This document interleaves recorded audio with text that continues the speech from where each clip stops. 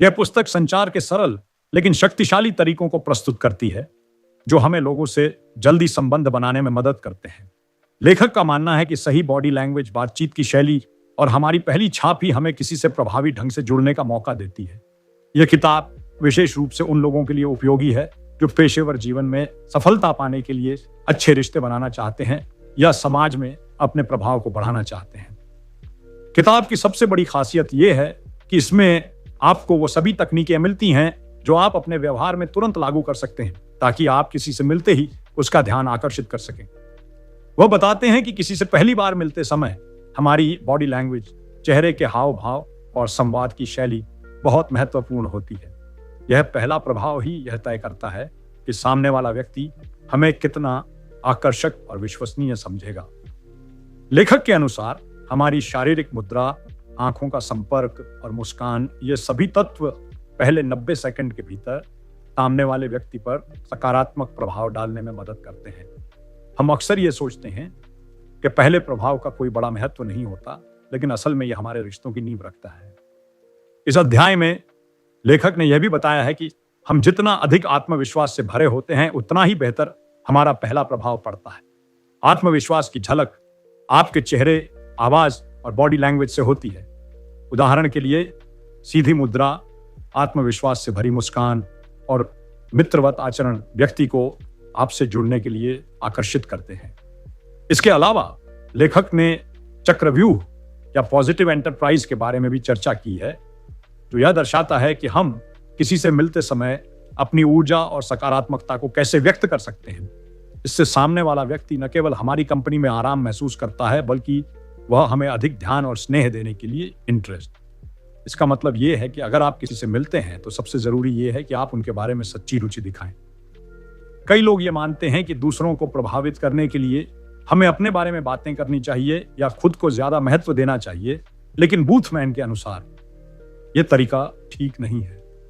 इसके बजाय वह कहते हैं कि यदि आप दूसरों के बारे में सही सवाल पूछें और उनकी बातें ध्यान से सुनें तो आप उन्हें अपनी ओर आकर्षित कर सकते हैं। लेखक ने यह भी बताया है कि लोग अक्सर ऐसे व्यक्ति के साथ संवाद करना पसंद करते हैं जो उनकी बातों में रुचि दिखाता है।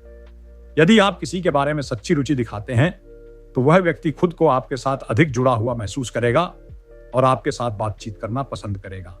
यह दिखाता है कि आपने उन्हें महत्व दिया और उनका सम्मान किया। इसके अलावा बूथमैन यह भी बताते हैं कि हमें हमेशा दूसरे व्यक्ति के दृष्टिकोण से सोचना चाहिए। जब हम दूसरों की बातों को समझने की कोशिश करते हैं तो हम अधिक प्रभावी ढंग से उनके साथ संबंध बना सकते हैं। यह स्वाभाविक रूप से उस व्यक्ति को यह महसूस कराता है कि आप उसके प्रति सच्ची रुचि रखते हैं और यह एक मजबूत संबंध स्थापित करने में मदद करता है, प्रेरित होता है। बॉडी लैंग्वेज वैसे भी हमें दूसरों के साथ जल्दी से जुड़ने में मदद मिल सकती है। लेखक के अनुसार जब हम किसी से मिलते हैं तो हमारा शरीर बहुत कुछ बोलता है और इसका हमारे रिश्तों पर गहरा असर पड़ता है। बूथमैन ने यह बताया कि पहली मुलाकात में शरीर की भाषा का सही उपयोग हमारे और दूसरे व्यक्ति के बीच तात्कालिक संबंध, यदि आप सीधे खड़े हैं, वो मुस्कुरा रहे हैं और अपनी आंखों से संपर्क बनाए रखते हैं, तो यह न केवल आत्मविश्वास को दर्शाता है बल्कि यह सामने वाले व्यक्ति को भी यह संकेत देता है कि आप उनके साथ जुड़ने में रुचि रखते हैं। लेखक के अनुसार एक खुले और सजीव शरीर की भाषा का प्रयोग करने से आप यह दर्शा सकते हैं कि आप सकारात्मक और स्वागत योग्य हैं।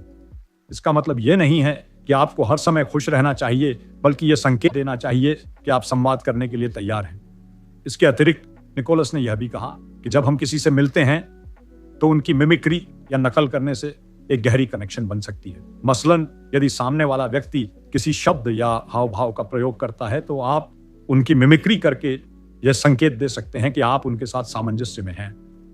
शरीर की भाषा से जुड़ी एक और महत्वपूर्ण बात है मुंह से मुस्कान। जब आप मुस्कुराते हैं तो आपका चेहरा न केवल गर्मजोशी और स्वीकृति का संदेश देता है, बल्कि यह सामने वाले व्यक्ति को भी आराम महसूस कराता है।